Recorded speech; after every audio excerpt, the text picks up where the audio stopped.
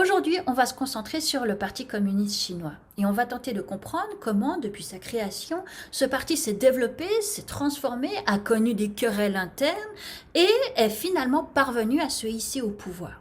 Eh bien, ces jours-ci, en particulier cette année, puisqu'on fête le centenaire du Parti communiste chinois, on entend des récits qui donnent l'impression que la victoire du Parti communiste était difficile, ardue, mais comme s'il n'existait pas d'autre issue possible à la guerre civile que la victoire des communistes.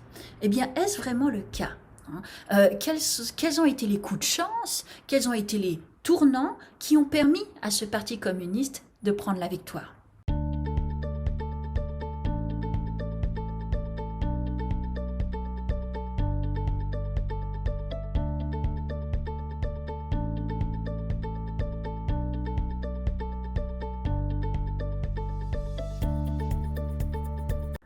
Le but de cette séance, vous avez compris, est de montrer que la partie n'était pas gagnée, et pour trois raisons en particulier.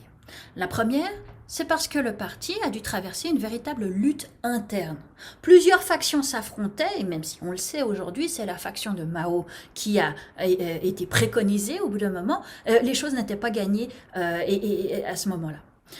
Deuxième élément, c'est que cette faction de Mao qui va être capable de s'imposer, hein, de mener une lutte contre les nationalistes et les Japonais, de gagner en popularité, c'est une faction qui va beaucoup s'appuyer sur cette Chine de l'intérieur. Une Chine de l'intérieur qui est très rurale, d'accord, très paysanne, mais aussi une Chine de l'intérieur qui se base sur des minorités ethniques, dans les hauts plateaux par exemple.